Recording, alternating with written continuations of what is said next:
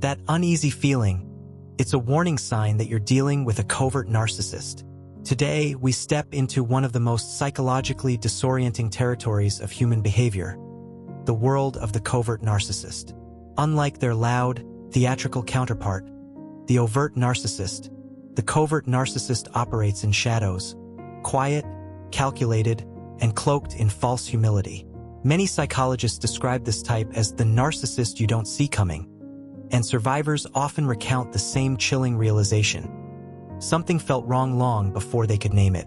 That uneasiness, the tightness in your chest, the instinct whispering that you're being emotionally maneuvered, is real. And according to trauma therapists, it's the body's early warning system detecting manipulation before the conscious mind does. The danger with a covert narcissist is not just in what they do, it's in how invisible their tactics can be. People often ask, why doesn't anyone else see it? This question highlights one of the most psychologically disorienting elements of covert narcissism: perception distortion. Covert narcissists are masters at constructing a socially acceptable mask. They appear polite, gentle, thoughtful, even emotionally intelligent. Many psychologists emphasize that this isn't accidental. It's a survival strategy rooted in deep insecurity and an abandoned sense of self. The covert narcissist fears being exposed, criticized, or seen as inadequate. So they compensate by creating a persona so carefully polished that outsiders may see them as compassionate, socially conscious, or even self-sacrificing. Meanwhile, the person closest to them slowly begins to feel confused, undermined, and dismissed, while others praise that same narcissist as a wonderful person. Before understanding the behavior, it's essential to understand the root of narcissism itself, the shadow self. Carl Jung described the shadow self as the hidden, unprocessed parts of our identity. Our shame, insecurities, wounds, forgotten dreams, unmet emotional needs, and suppressed emotions. Healthy individuals, as psychologists explain, learn to acknowledge their shadow. They may seek therapy, confide in a trusted partner, or openly reflect on their struggles. Vulnerability becomes a bridge, not a threat. But for the narcissist, the shadow self is intolerable, toxic, and terrifying. Their entire personality becomes one long attempt to avoid facing it. Every form of manipulation, every lie, every emotionally cruel act stems from one core belief: no one must ever see the real me. Overt and covert narcissists both share that fear, but they protect it differently. The overt narcissist announces their superiority loudly. They dominate social spaces, interrupt conversations, impose their opinions, and operate with unapologetic entitlement. They lack empathy in a glaring, unmistakable way, speaking impulsively, humiliating others, demanding admiration, and reacting with anger or rage when challenged. Psychologists refer to this as externalized grandiosity, meaning their arrogance spills outward visibly. When they experience narcissistic injury, when someone disagrees, questions, or outshines them, the response is explosive. Anger is their shield, and dominance is their language. The covert narcissist, however, hides their grandiosity beneath gentleness, innocence, or mildness. Instead of dominating publicly, they manipulate quietly. Instead of obvious superiority, they wear self-pity, passive-aggressiveness, or emotional martyrdom. A trauma psychologist might describe them as wolves dressed in empathy. They mimic kindness, ask intimate questions, and sometimes even share personal struggles. Not because they seek connection, but because vulnerability becomes a fishing line. They want information, leverage, emotional access. They want to appear emotionally safe so they can emotionally enter. But behind the softness lies entitlement, resentment, and control, the same traits as the overt narcissist, only disguised. One of the covert narcissist's most dangerous tools is manufactured empathy, a psychological performance crafted to mimic compassion.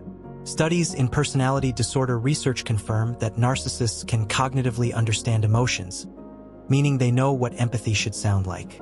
But they lack effective empathy, which is the emotional experience of caring. This gap creates a frightening dynamic. The covert narcissist can say all the right things, at all the right times, in all the right tones, but their behavior over time slowly reveals a pattern of convenience-based kindness. Their empathy disappears when it requires sacrifice, accountability, or genuine emotional risk. Victims eventually feel drained, dismissed, and confused because the narcissist they met is not the narcissist they now experience. The confusion victims feel is not weakness. It's a psychological response known as cognitive dissonance, where the mind struggles to reconcile contradictory evidence. They seem kind, but I feel manipulated. They act supportive publicly, but I feel emotionally criticized or abandoned privately. Deep down, your nervous system knows the truth long before your logic accepts it. That's why many survivors report experiencing chronic anxiety, irritability, or emotional exhaustion without initially understanding the cause. So how does someone protect themselves? Psychologists emphasize 3 core strategies: awareness, boundaries, and emotional detachment. Awareness means naming the behavior accurately, no minimizing, no rationalizing, no fantasy version of who they could be. Boundaries require clearly defining what you will and will not tolerate, even if the narcissist responds with guilt trips, silent treatment, or self-victimization. And emotional detachment means recognizing a painful truth. You cannot love a narcissist into empathy, insight, or change. Healing begins when you accept that their behavior isn't about your worth. It's about their wounds. Because once you see a covert narcissist clearly, the illusion breaks. And when the illusion breaks, so does their power. If you're reading this and something inside you feels seen, unsettled, or strangely relieved, it may be because you've known one. And knowing what you're dealing with is the first step toward reclaiming your emotional freedom. When you're ready, we can go deeper. When a covert narcissist begins sharing personal stories, it may appear, at first glance, that they are opening up, showing vulnerability, or attempting authentic emotional connection.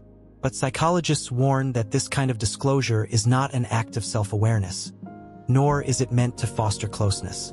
Instead, it is a strategy, one rooted in manipulation rather than healing. Rather than saying something accountable and reflective like, "My childhood shaped some harmful patterns in me, and I'm working to break them," the covert narcissist tends to disclose in a way that casts them solely as a victim and everyone else as the villain. Their narrative is heavy with blame, resentment, and emotional dramatization, designed not to share responsibility, but to extract sympathy, loyalty, and emotional investment from the listener. This pattern, according to trauma therapists, reveals a crucial psychological truth. Covert narcissists do not seek understanding. They seek emotional leverage. This dynamic often leaves the other person feeling strangely obligated, like they now owe emotional caretaking or patience, despite the fact that nothing reciprocal has been offered. Psychologists call this phenomenon manipulative vulnerability, where emotional disclosure is used as currency instead of connection. Victims may find themselves consoling, reassuring, defending, or even problem-solving for someone who never truly asked for help, only attention. And when the listener gently asks what the narcissist plans to do about their pain, growth, or patterns, the conversation freezes. There is no self-reflection, no accountability, no intention of healing. Their suffering, real or exaggerated, becomes a weapon, not a window into intimacy. Understanding this dynamic helps victims detach emotionally and recognize that empathy does not require self-sacrifice. Emotionally, the covert narcissist carries an immense amount of repressed anger, resentments that have fermented over years, sometimes decades. While an overt narcissist may erupt loudly, the covert narcissist tends to weaponize silence, sarcasm, passive resistance, and strategic withdrawal. Psychologists identify these behaviors as forms of passive-aggressive control, a method of exerting dominance without appearing openly hostile. They may make promises and break them, offer help and sabotage it, agree verbally then resist silently. Over time, this forces the victim into a constant state of emotional guessing, unsure whether they've done something wrong, missed a cue, or unintentionally upset the narcissist. This uncertainty slowly erodes confidence, identity, and emotional safety. Victims often describe feeling anxious, confused, and emotionally drained without understanding why. Because the violence wasn't loud, it was subtle. Beneath these behaviors lies another psychological driver: shame. Covert narcissists carry immense internal shame that predates their relationships, often stemming from childhood environments where emotional expression was punished, ignored, or conditional. Psychologists explain that this shame becomes their organizing principle. Every interaction is filtered through the fear of inferiority, rejection, or humiliation.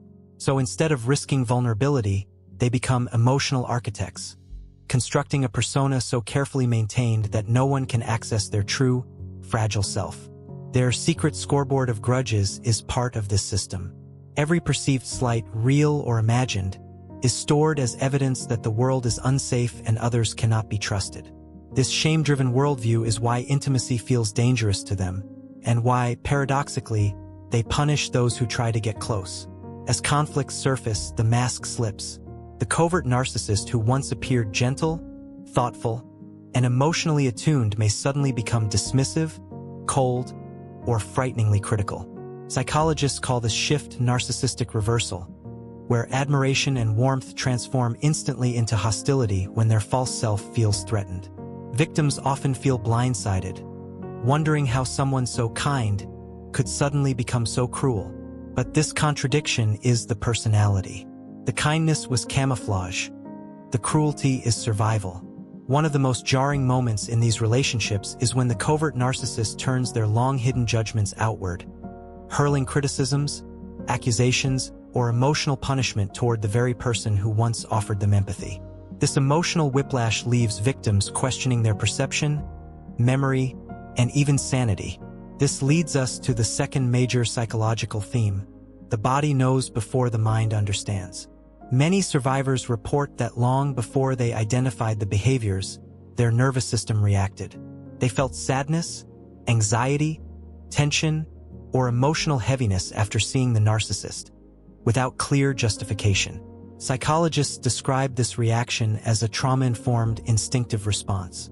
The nervous system detects inconsistencies in tone, behavior, and emotional authenticity faster than the logical brain can interpret them. Humans are wired to sense emotional incongruence. When someone's expressions, words, and emotional energy do not match, the body reacts, sometimes long before the conscious mind can form a conclusion.